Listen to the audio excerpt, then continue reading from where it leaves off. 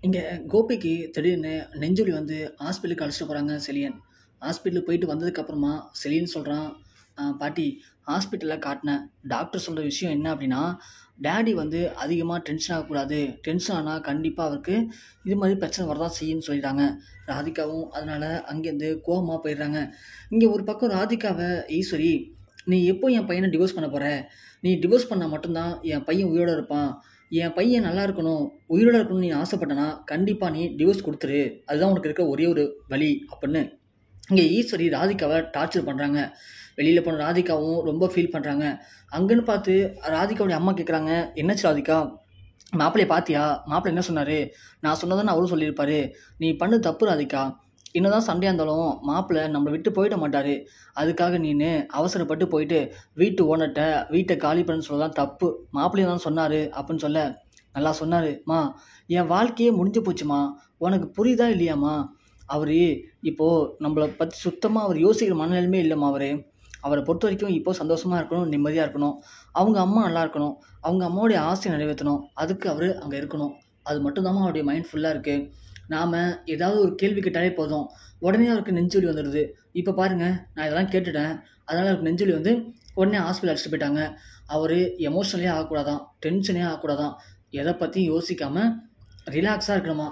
அப்படி ரிலாக்ஸா இருந்தா மட்டும் தான் அவர் உடம்பு நல்லா இருக்குமா. அப்படி இருக்கும்போது அவருக்கு என்னம்மா அப்பன்னா, நாம அவர் கூட இருக்கக்கூடாது. அப்படிதானே? அவங்க அம்மா அப்படிதாம்மா பேசுறாங்க. ஆனா, அவரு எத பத்தியுமே கண்டுக்காம அப்படியே உட்கார்ந்திருக்காரும்மா. சொல்லப்போனா, அவருக்கு இப்போதைக்கு பாக்கியா தான் முக்கியம். அதோட இனியா, செடியன் இவங்க தான் அவங்களுடைய பசங்க. அவருக்கு இவங்க மட்டும் இருந்தா போதும்மா. நம்பலாம் முக்கியமே இல்லம்மா. நான் எனக்கு இன்னொரு லைஃப் வேணும் அப்படின்னு நான் ஆசைப்பட்டதுக்கு காரணமே என்னுடைய பாப்பா தான். ஸோ என் குழந்த மயோக்காக தான் நான் கோபிய கல்யாணம் பண்ணிக்கணும்னே விருப்பப்பட்டேன், ஆசைப்பட்டேன். மயோவுக்கும் கோபிய புடிச்சிருந்துச்சு. அவளும் கோபிய ஒரு டாடி மாரி தான் பார்த்தா. அவளும் அவர் மேல அவ்வளோ அன்பும் பாசமும் வச்சிருக்கா. ஆனா, மயோவுக்கு நாளைக்கு பிறந்தநாள் கோபி, நீங்க வந்துருங்கன்னு சொன்னதுக்கு, அவரு ரொம்ப கேர்லெஸ்ஸா பேசுறாரும்மா. இனியாவுக்கு காம்படிஷன் இருக்காம். அந்த காம்படிஷன பார்க்கணுமா. அது டிவிலலாம் வரப்போதாம். அதான் டிவிலயே வரப்போதே. டிவில பார்த்துட்டா என்ன கோபி அப்படின்னு கேட்டா, "இல்ல இனியா கோச்சுப்பா. நான் அங்க தான் போக போறேன். நீ மயோட்ட சொல்லி சமாளிச்சுக்கோ" அப்படின்னு ரொம்ப அசால்ட்டா சொல்றாரும்மா. அவருக்கு இப்போ நானோ, மயோவோ யாருமே முக்கியம் இல்லம்மா. அவர பொறுத்தவரைக்கும் அவருடைய பொண்ணு, பையன், அவருடைய மனைவி பாக்கியா, அவங்க அம்மா. இவங்க தாம்மா முக்கியம்னு வாழ்ந்துட்டு இருக்காரு. அவர பொறுத்தவரைக்கும் நாம அவருடைய வாழ்க்கையில கடந்து வந்த சின்ன ஒரு பகுதி தான் போல. இந்த பகுதி நமக்கு வேணான்னு சொல்லி தூக்கி எறிஞ்சுட்டாரு. இனிமேல் நாம அவர் பின்னாடி ஓடுறது எனக்கு ஒரு மாரி இருக்கும்மா. நாம என்னமோ அவர வாங்க வாங்கன்னு சொல்லி கூப்பிடுற மாரியும், அவரு நீங்கலாம் எனக்கு தேவையில்லன்னு சொல்லி ஓடுற மாரியும் இருக்கும்மா. அப்படிலாம் யாரையும் கெஞ்சி வாழணும்னு சொல்லி எனக்கு சத்தியமா எந்த ஒரு எண்ணமும் இல்லம்மா. என்ட்ட எல்லாமே இருக்கு. என்னால சம்பாரிக்க முடியும். என் குழந்தைய ஒரு பிரின்சஸ் மாரி என்னாலயும் வளர்க்க முடியும். நான் அப்படிதான் வளர்த்துட்டு இருக்கேன். ஆனா, ஒரு ஆண் துணை தேவை. தன்னுடைய பொண்ணுடைய எதிர்காலத்துக்கு அது தேவைன்னு சொல்லி தாம்மா அவர கல்யாணம் பண்ணிக்கிட்டேன். ஆனா, அவரு இப்படி ஒரு கெட்ட எண்ணம் புடிச்சவரா இருப்பாரு. இப்படி மனசு மாறிடுவாரு. நம்மள தொரத்தி அடிப்பாருன்னு நான் அப்ப யோசிக்கலம்மா. அப்ப மட்டும் நான் யோசிச்சிருந்தேன்னா, கண்டிப்பா கோபிய கல்யாணமே பண்ணியிருக்க மாட்டேன். நான் வாழ்க்கையில மிகப்பெரிய தப்பு பண்ணிட்டேன்ம்மா. அப்படின்னு இங்க ராதிகா பயங்கரமா அழுவுறாங்க. கமலா உடனே, "ராதிகா, அழாத ராதிகா. நான் சொல்றத கேளு. நான் வேணா போய் மாப்பிள்ளைட்ட பேசி பார்க்கவா?" அப்படின்னு கேட்டதும், ராதிகா, "அம்மா நீ என்ன லூசா? நான் என்ன சொல்லிட்டு இருக்கேன்னு என்ன பேசிட்டு இருக்க? அவரு இப்போ நாம சொல்ற எதையுமே கேட்கிற மனநிலைமையில இல்லம்மா. நல்லா புரிஞ்சுக்கோங்க. அவருக்கு இப்போ அவருடைய குடும்பம் தான் முக்கியம்னு புரிஞ்சு அவர் போயிட்டாரு. இனிமே இங்க வரமாட்டாரு. நாம இங்க இருக்கிறது வேஸ்ட்டு. நாம கிளம்புறது தாம்மா நல்லது. இனிமே நம்ம இங்க இருக்க தேவையில்லம்மா" அப்படின்னு சொல்ல, பார்த்தா ராதிகா அப்பதான் கேட்குறாங்க, "ஏம்மா மயோ எங்கம்மா?" அப்படின்னு கேட்கும்போது, "மயோ உள்ள தூங்கிட்டு இருந்தான்னு நினைக்கிறேன்ம்மா. இரு பார்க்குறேன்" அப்படின்னு சொல்லிட்டு கமலா ஒரு ஸ்டெப் எந்திரிக்கிறாங்க. பார்த்தா மயோ அழுதுகிட்டே வெளிய வராங்க. ராதிகா உடனே, "மயோ, ஏன் மயோ அழுவுற? இங்க பாரு மயோ, என்னாச்சு மயோ?" அப்படின்னு கேட்கும்போது, "அம்மா, அப்ப டாடி நம்மள ஏமாத்திட்டாராம்மா?" அப்படின்னு மயோ கேட்டவுடனே ராதிகா அப்படியே கண் கலங்குறாங்க. ராதிகாவுக்கு அப்பதான் புரியுது. நாம பேசின எல்லாமே மயோ காதுல வாங்கிட்டா அப்படின்னு சொல்லிட்டு. ராதிகா உடனே, "இல்ல மயோ, அது வந்தும்மா, நீ ஒண்ணும் யோசிக்காதம்மா. டாடி கண்டிப்பா வருவாரும்மா" அப்படின்னு சொல்ல, "அம்மா நீங்க பேசின எல்லாமே கேட்டேம்மா. டேடி ஏம்மா இப்படி பண்ணாரு? அப்போ டேடிக்கு நம்மள பிடிக்கலையா? நம்ம வேண்டான்னு முடிவு பண்றாரு டேடி.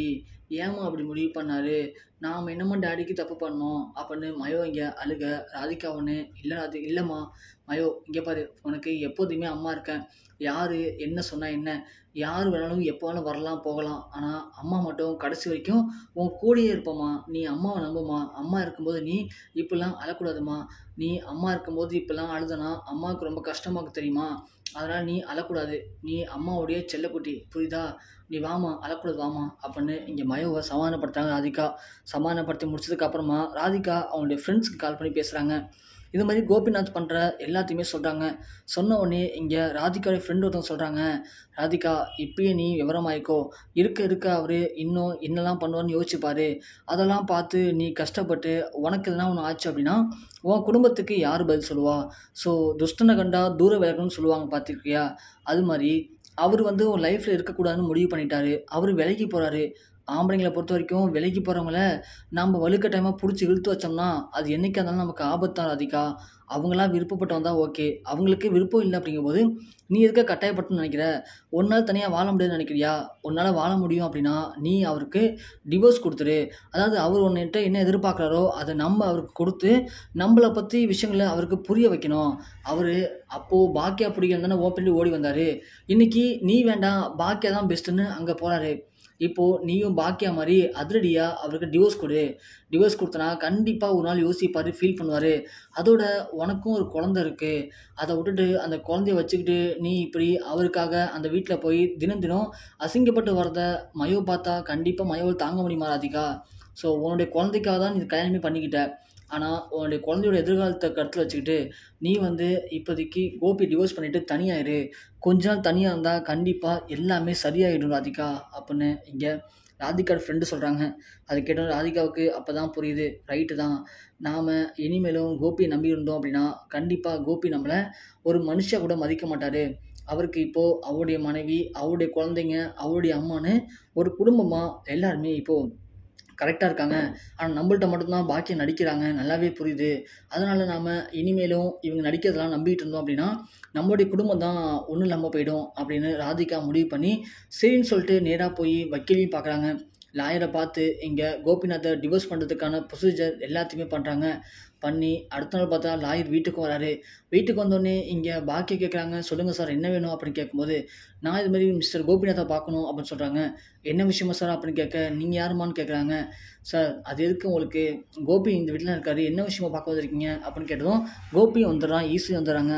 ஈஸ்வரி உடனே, "என்ன சார்? என்ன வேணும் உங்களுக்கு? யார் நீங்க?" அப்படின்னு கேட்க, "இது மாரி ராதிகா அப்படிங்கிறவங்க கோபிநாத்தோடைய ஒய்ஃப் தானே. அவங்க வந்து டிவோர்ஸ் அப்ளை பண்ணியிருக்காங்க. அது விஷயமா கோபிநாத் சார பார்த்து பேச வந்திருக்கேன்" அப்படின்னு சொல்லவும், இங்க பாக்கியாவுக்கு தூக்கி வாரி போடுது. ஈஸ்வரி செம ஹாப்பியா வராங்க. கோபிநாத்துக்கு என்ன நடக்குதுன்னு ஒண்ணுமே புரியல. இங்க ஈஸ்வரி கேட்குறாங்க, சொல்லுங்க சார். நான் அவருடைய அம்மா தான். டிவோர்ஸ் பேப்பர அனுப்பிச்சிட்டாளா அவ? டிவோர்ஸ்க்கு சைன் போட்டாளா?" அப்படின்னு கேட்குறாங்க. "சைன் போட்டாங்க மேடம்.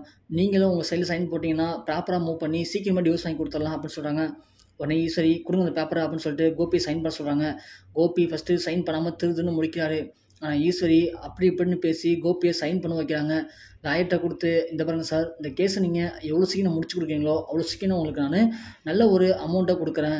ஸோ சீக்கிரமா என் பையனுக்கும், அந்த ராதிகாவுக்கும் டிவோர்ஸ் வாங்கி குடுங்க" அப்படின்னு சொல்லிட்டு இங்க வக்கீல் கிளம்பிறாரு. உடனே பாக்கியா வந்து அத்தைட்ட கேட்குறாங்க, "என்னத்த நினைச்சிட்டு இருக்கீங்க மனசுல? நீங்க பண்ணது சரின்னு நினைக்கிறீங்களா? நீங்க பண்ணது எவ்வளோ பெரிய தப்பான விஷயம் தெரியுமா? இதனால பாதிக்கப்பட போறது உங்களுடைய பையனுடைய வாழ்க்கை மட்டும் கிடையாது. அந்த ராதிகாவும், அவங்கள நம்பி ஒரு பொண்ணு இருக்காங்க, அவங்க அம்மா இருக்காங்க. இப்படி இத்தன பேரோட வாழ்க்கை கெடுக்க போறீங்களா அத்த?" அப்படின்னு கேட்க, "இங்க பாரு பாக்கியா, நீ உன் வீட்ல இருக்கக்கூடாதுன்னு சொன்னா நாங்க கிளம்பி போயிட்டே இருப்போம். அத நான் கேட்க மாட்டோம். நான் ஒண்ணும் என் பையன் கூட வாழணும்னு சொல்லவே இல்ல. ஆனா என் பையன் யார் கூட வாழணுங்கிறத நான் தான் முடிவு பண்ணணும். அப்படி இருக்கும்போது, என் பையனுக்கும் அந்த ராதிகாவுக்கும் செட் ஆகாதுன்னு நான் முடிவு பண்ணிட்டேன். அதனால இப்போ டிவோர்ஸ் பேப்பர்ல கையெழுத்து வாங்கி குடுத்துருக்கேன். இனிமே என் பையன எப்படி பார்த்துக்கணும், யார் கூட வாழ வைக்கணும் அப்படிங்கிறத நான் பார்த்துக்கிறேன். நீ இன்னும் தியாகி மாரி வந்து எனக்கு அட்வைஸ் பண்ற வச்சுக்காத. போ மொதல்ல அந்தாண்ட" அப்படின்னு சொல்லிட்டு ஈஸ்வரி கோவமா கோபிய அழைச்சிட்டு கிளம்பிறாங்க. பாக்கியாவுக்கு இங்க ஒண்ணுமே புரியல. பாக்கியா செம கோவத்துல இருக்காங்க, குழப்பத்திலயும் இருக்காங்க.